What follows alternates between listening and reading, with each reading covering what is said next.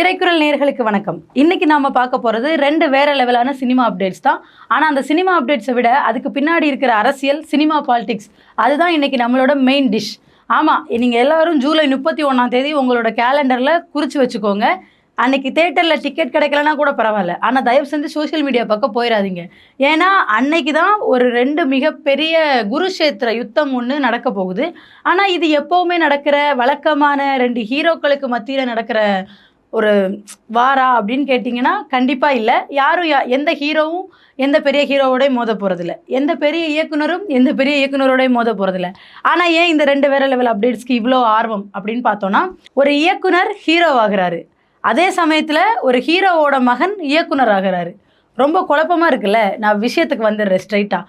இப்போ நம்ம தமிழகத்தோட முதலமைச்சராக இருக்கிற திரு விஜய் அவர்களோட மகன் திரு ஜேசன் சஞ்சய் அவர்களோட முதல் படமான சிக்மா படமும், அதே சமயத்தில் இப்போதைக்கு லேட்டஸ்ட்டாக லீடிங் டைரக்டராக இருக்கிற நம்மளோட லோகேஷ் கனகராஜ் அவர்கள் ஹீரோவாக களமிறங்கி இருக்கிற டிசி படம் ரெண்டுமே ஒரே நாளில் ரிலீஸ் ஆக போகிறதா ஒரு அப்டேட் வந்திருக்கு. ஸோ அந்த குருஷேத்திர வார பற்றின விஷயங்களை தான் நம்ம இந்த வீடியோ முழுக்க பேச போகிறோம். முதல்ல நம்ம முதலமைச்சரோட பையன் திரு ஜேசன் சஞ்சய் அவர்களோட சிக்மா படத்தோட அப்டேட்ஸ் பற்றி பார்ப்போம். பொதுவாகவே ஒரு ஹீரோவோட பையன் மறுபடியும் ஹீரோ ஆகிறான்னா அவனை ஸ்க்ரீனில் பார்க்கும்போதெல்லாம் முடிஞ்ச அளவுக்கு அவங்க அப்பாவோட ஒப்பிட்டு பார்க்குற தன்மையில் தமிழ் ரசிகர்களை அடிச்சுக்க ஆளே கிடையாது. அப்பா மாதிரியே நடக்கிறா இருப்பார், அப்பா மாதிரியே சிரிக்கிறா இருப்பார். இந்த ட்ரெஸ்ஸில் அப்படியே அப்பா மாதிரியே இல்லை அப்படின்னு 2 படத்தோட கம்பேரிசன்ஸ் எடுத்து போடுறது, அவரை மாதிரியே இவருக்கும் இந்த சைடில் மச்சம் இருக்குது பாருங்கள், அப்படியே சிரிக்கிறாரு பாருங்க. விஜய் அவர்கள் எப்படி குழந்தைகளை கொஞ்சுவாரோ அதே மாதிரி ஜேசன் சஞ்சயுமே குழந்தைகள் கிட்ட எவ்வளோ பிரியமாக இருக்காரு பாருங்க அப்படின்னு சொல்லி அவங்கள எந்த அளவுக்கு ஒன்றா சேர்க்க முடியுமோ அந்த அளவுக்கு கம்பேர் பண்ணுற வேலைகளில் இறங்கிடுவாங்க தமிழ் ஆடியன்ஸ். நான் கேமரா முன்னாடி நின்னா தானே என்னை அவரோட கம்பேர் பண்ணுவீங்க, நான் அந்த பக்கமே வரல. எங்கள் அப்பா மாதிரி நான் கேமரா முன்னாடி வந்து குரலி வித்தை காட்ட போகிறதில்ல. நான் கேமரா பின்னாடி இருந்து எனக்கு இருக்கிற திறமையை வச்சு ஒரு இயக்குனராக என்ன நான் ப்ரூவ் பண்ணிக்கிறேன் அப்படின்னு கதையை தூக்கிட்டு லைக்கா ப்ரொடக்ஷன்ஸ் கதவை தட்டியிருக்காங்க. கதை என்னன்னு கேட்டு லைக்கா ப்ரொடக்ஷன்ஸும் ஓகே பண்ண, படம் எப்படி இருக்குன்னு கேட்டோம்னா ஹீஸ்ட்டு, ஆக்ஷன், எமோஷன், சஸ்பென்ஸு எல்லாமே சேர்ந்து இருக்கிற மாதிரி இருக்குது. அதாவது ஒரு வங்கியை கொள்ளையடிக்கிற மாதிரியோ இல்லை ஒரு ட்ரெஷரை கொள்ளையடிக்க போகிறாங்களோ அப்படிங்கிற மாதிரியான கதைக்களம். ஒருவேளை துணிவாக இருக்குமோ? இருக்க வாய்ப்பில்லை. அவர் வந்து லண்டனில் படிச்சுட்டு வந்திருக்காரு, கண்டிப்பாக நல்ல தரமான ஒரு கதையை கொடுப்பாரு. அவங்க அப்பா மாதிரி தெலுங்கில் மகேஷ் பாபு அவங்க அப்பா காப்பி அடித்த மாதிரி இவர் யாரையுமே காப்பி அடிக்காமல் நமக்கு ஒரு நல்ல தரமான இந்த சமயத்தில் தமிழ் சினிமாவுக்கு தேவையான அளவுக்கு ஒரு ஸ்ட்ராங்கான கதையை கொடுப்பாரு, நம்ம முழுசாக நம்புவோம். சமீபத்தில் படத்தோட டப்பிங் ஒர்க்லாம் முடிஞ்சிருக்கு. ஹீரோ சந்தீப் கிஷான் வந்து டப்பிங் பேசி முடிச்சுட்டு ஸ்டுடியோலேருந்து ஒரு ஃபோட்டோ எடுத்து போட்டிருக்காரு. அதே சமயம் ஜேசன் சஞ்சய் கூடயும் ஃபோட்டோ எடுத்து போட்டிருக்காரு. போட்டுட்டு கீழே அவர் போட்டிருந்த அந்த கேப்ஷன் ஒன்று இருக்குல்ல, அதை வச்சு தான் படத்தோட இது முடிஞ்சிருச்சுன்னு எல்லாருக்கும் தெரிய வந்திருக்கு. அவர் என்ன போட்டிருக்குன்னா, டப்பிங்லாம் முடிஞ்சு படம் ரிலீஸுக்கு தயார் அப்படிங்கிற மாதிரி போட்டிருக்காரு. ஜூலை 31ஆம் தேதி படம் ரிலீஸ் ஆகுது. ஆனால் இங்கே தான் நம்ம ஆடியன்ஸோட மைண்ட் வாய்ஸ் நமக்கு கேட்குது. படத்தில் இப்படி வங்கியை கொள்ளையடிக்கிற மாதிரி ஹீஸ்ட் இருக்குது, எமோஷன் இருக்குது, ஆக்ஷன் இருக்குன்னுலாம் சஞ்சய் சொல்லியிருக்காரு. ஆனால் நம்ம ஆடியன்ஸ் என்ன சொல்கிறாங்கன்னா, உங்கள் அப்பா இப்போ தமிழ்நாட்டோட முதலமைச்சர் அப்படின்னு அந்த நாற்காலியில் பேருக்கு உட்காந்துருக்காரு. சரி, நமக்கு அது தேவையில்லை. உங்கள் அப்பா இப்போ தமிழ்நாட்டோட முதலமைச்சர், ஆனால் நீங்கள் கதையில் ஹீரோவை ரூல்ஸ்லாம் பிரேக் பண்ணுற ஒரு ஆளாக வச்சுருக்கீங்க. ஸோ இது எதுவும் அரசியல் குறியீடு இருக்கிற படமா? தந்தையை எதிர்த்து மகன் படம் எடுக்கிறாருன்னு நம்ம கேப்ஷனே வச்சுக்கலாம். அந்த அளவுக்கு இருக்குது ஆடியன்ஸோட டிஸ்கஷனு. ஆனால் இந்த படத்தை பற்றி ஜேசன் சஞ்சய் சொல்கிற வரைக்கும் நல்ல கதை தான் எடுத்திருக்கோன்னு சொல்கிறது. ஜேசன் சஞ்சய் பெருசாக ப்ரெஸ் மீட்ஸ் எதுவும் கொடுத்த மாதிரி இல்லை. பட் ஸ்டில் படத்து மேலே நல்ல எதிர்பார்ப்பு இருக்குது. ஏன்னா தளபதியோட பையன் இல்லையா? தளபதியோட ரசிகர்கள் ஜேசன் சஞ்சயை கொண்டாடுவாங்களான்னு கேட்டால் கண்டிப்பாக கொண்டாடுவாங்க. எது வரைக்கும்னா அவர் அவங்க அப்பாவுக்கு எதிராக வாய் திறக்க வரைக்கும். அதுக்கப்புறம் எவ்வளோ நல்ல படமாக இருந்தாலும் போட்டு அடிக்க தான் போகிறாங்க ரூட் மாஃபியா. நம்ம அதெல்லாம் இந்த பாலிடிக்ஸ்லாம் வெயிட் பண்ணி தான் பார்க்க வேண்டிய இடத்துல இருந்துகிட்ருக்கோம். ஏன்னா படத்தோட ஃபஸ்ட்டு சிங்கிள் ரிலீஸ் ஆனப்பவே படத்தில் ஏதோ ஒரு பாட்டில் வந்த இதை எடுத்து வச்சுட்டு பாருங்கள் அரசியல் பேசுகிறாரு அப்படின்னு இது பண்ண ஆரம்பிச்சிட்டாங்க. அவர் என்னடானா, நீங்கள் எங்கள் அப்பா கூட என்னை கம்பேர் பண்ணக்கூடாதுன்னு கேமரா முன்னாடியே வராத நான் எப்படி உங்கள் பாலிடிக்ஸ்குள்ளே வருவேன்? தயவு செஞ்சு அதை என் மேலே திணிக்காதீங்க, என்கிட்ட அதை இழுத்துட்டு வராதிங்க அப்படிங்கிற மாதிரி எல்லாத்துல இருந்துமே ரொம்ப அமைதியாக முடிஞ்ச அளவுக்கு விலகியே இருக்கார். அவர் உண்டு, அவர் வேலை உண்டுன்னு இருந்துட்டு இருக்காரு. இப்போ நம்ம 2வது நம்ம லோகேஷ் கனகராஜ் ஹீரோவாக நடிச்சிருக்க டிசி படத்தோட அப்டேட்டுக்கு வருவோம். இப்போ லோகேஷ் கனகராஜ் ஹீரோவாக நடிக்கிறதுன்னா அவ்வளோ பெரிய விஷயமா? ஆமாம், ஏன்னா எத்தனையோ டேரக்டர்ஸ் வந்து ஹீரோவாக நடிச்சிருக்காங்க.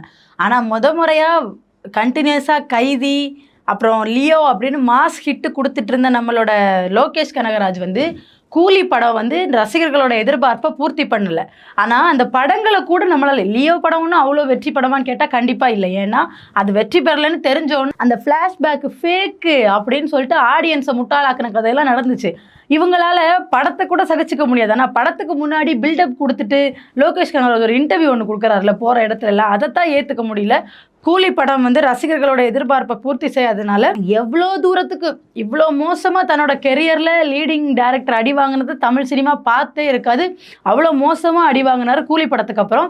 அதனால தான் இது எல்லாத்தையும் கொஞ்சம் ஓரங்கட்டி வைங்கப்பா, நான் படம் நடிக்கிறேன், எனக்கு எதுவுமே தெரியாதுன்னு என்னை பர்சனல் ட்ரோல் வரைக்கும் அட்டாக் பண்ணுங்க. கூலி படத்துக்கு அப்புறமும் சரி, அதுக்கப்புறம் தமிழ்நாட்டில் நடந்த ஒரு மிக முக்கியமான பிரச்சனைக்கு சம்மந்தப்பட்டவங்களை விட்டுட்டு லோகேஷ் கனகராஜை பிடிச்சி அடிக்க ஆரம்பிச்சிட்டாங்க. உன்னாலதான்னு. ஸோ இதுக்கெல்லாம் பதிலடி கொடுக்குற மாதிரி, ரிவெஞ்ச் எடுக்கிற மாதிரி தான் படத்தில் நடிக்க வந்திருக்காரு லோகேஷ் கனகராஜ். அருண் மாதேஸ்வரன் இயக்கத்தில் ஹீரோவா நம்ம லோக்கி நடிச்சிருக்க படத்தோட பேரு டிசி. அருண் மாதேஸ்வரன் படம்னா சும்மா இல்லை, ஏற்கனவே ட்ரெய்லர்லேயே ஃபுல்லாக ரத்தமும் கத்தியும் வெட்டும் குத்துமா தான் காமிச்சு வச்சுருக்காங்க. ஆனால் டிசி அந்த படத்தோட டேக்லைன் என்ன தெரியுமா? தி பிளடி வேலண்டைன். உங்களுக்கெல்லாம் ஒரு கேள்வி வரலாம், வேலண்டைனா லோகேஷ் கனகராஜ் படத்துலையா? ஏன்னா அவர் டேரக்டராக வந்த படத்துல எல்லாம் ஹீரோயினை பார்த்து ஹீரோ ஹலோ சொன்னால் போதும், 2 சீன் தள்ளி ஹீரோயினை கடத்திட்டு போய் கழுத்து அறுத்துருவாங்க. அவருக்கு காதலாலே பிடிக்காதோ அப்படிங்கிற மாதிரி தான் டாக்ஸ்லாம் போயிட்டு இருந்துச்சு.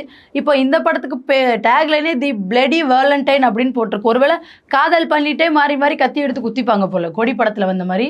நான் பர்சனலாக எதையும் மீன் பண்ணல, யாரையும் மீன் பண்ணல, சும்மா சொல்கிறேன். காதல் பண்ணிட்டே கத்தி எடுத்து குத்திக்குவாங்க போல, ஏன்னா வேலண்டைன்லாம் வச்சுருக்காங்க, அதுவும் லோகேஷ் கனகராஜ் படத்தில். ஸோ இது ஒரு காதலோடு சேர்ந்து பலவிதமான த்ரில்லர் சீன்ஸும் வர்ற மாதிரியான ஒரு படமாகவும் இருக்கலாம். ஆல்ரெடி அனிருத் மியூசிக்கில் அந்த ராகா ஆஃப் ரிவெஞ்ச் பாடல் இன்ஸ்டாகிராமில் ஆல்ரெடி ட்ரெண்டில் பீக்கில் இருக்குது. ஸோ எப்பவும் போல் அனிருத் பிஜிஎம் மாஸ் பண்ணியிருப்பார். இனி படத்தோட அப்டேட்ஸ் வரதான் தெரியும். அண்ட் லோகேஷ் கனகராஜுக்கு இது ஒரு நல்ல வாய்ப்பு, பர்சனலாக தன்னை அட்டாக் பண்ணவங்களை கூட என்னால் இதை விட நல்லாவே பண்ண முடியும்னு ப்ரூஃப் பண்ணுறதுக்கு. டைரக்டராக இல்லை, ஒரு ஆக்டரா. ஸோ இப்போ இதுக்கு பின்னாடி இருக்கிற பாலிடிக்ஸ் என்ன, இதை நம்ம இவ்வளோ பேச வேண்டிய அவசியம் என்னன்னா, நம்ம ஜேசன் சஞ்சய் இருக்கார்ல, அவரோட படத்தை வாங்கியிருக்கிறது லைக்கா ப்ரொடக்ஷன்ஸ். இன்னொரு பக்கம் டிசி படத்தை பண்ணுறது சன் பிக்சர்ஸை பற்றி தெரியும். அவங்க நினச்சா எல்லா தேட்டர்ஸையும் வாரிட்டு போயிடுவாங்க. ஆனால் இப்போ லைக்கா ப்ரொடக்ஷன்ஸில் இந்த பக்கம் நிற்கிறது யாருன்னு பார்த்தோன்னா, முதலமைச்சரோட பையன். ஒருத்தங்க டிஸ்ட்ரிபியூஷனில் கிங்கு, இன்னொரு பக்கம் தமிழ்நாட்டில் ரூலிங். ஸோ இந்த 2 பக்கத்துக்கும் நடுவில் தேட்டர் உரிமையாளர்கள் தான் முழிச்சிட்டு நிற்க போகிறாங்க. முதல்லையே ஜேசன் சஞ்சயோட சிக்மா படத்துக்கு நாங்கள் 31ஆம் தேதி தான் ரிலீஸ் பண்ணுறோம் அப்படின்னு அனௌன்ஸ்மெண்ட்லாம் கொடுத்து முடிச்சிட்டாங்க. திடீர்னு டிசி டீம் நேற்று வந்து நாங்களும் 31ஆம் தேதி தான் ரிலீஸ் பண்ணுறோம், வாங்க மோதி பார்த்துருவோம் அப்படின்னு சண்டைக்கு தயாரான மாதிரி ஆயிட்டாங்க. ஸோ என்ன நடக்க போகுதுன்னு தெரியல. ஒரு பக்கம் ரூலிங் பார்ட்டி, இன்னொரு பக்கம் டிஸ்ட்ரிபியூஷன் கிங்கு. 2க்கு நடுவில் தேட்டர் ஓனர்ஸ் என்ன பண்ண போகிறாங்க தெரியல. இதுக்கு பின்னாடி என்ன மாதிரியான மாற்றங்கள் வரப்போகுது? ஒருவேளை ஜேசன் சஞ்சயோட படம் தள்ளிப்போமா, இல்லை டிசியோட இது தள்ளிப்போமா, இல்லை உண்மையிலே 2 ஒரே நாளில் வந்து மோதி பாத்திரலாம் என்ன ஆனாலும் அப்படிங்கிற லெவலில் நிற்பாங்களா? எல்லாமே நமக்கு தொடர்ந்து தான் தெரிய வரும். ஸோ இந்த 2 அப்டேட்ஸ் குறித்தான உங்களோட கருத்துக்களையும், நீங்கள் 2ல் எந்த படத்தை நாள் தேட்டரில் பார்க்க போகிறீங்கன்றதை கமெண்ட்ஸில் சொல்லுங்கள். நம்ம இன்னொரு வீடியோவில் சந்திப்போம். நன்றி.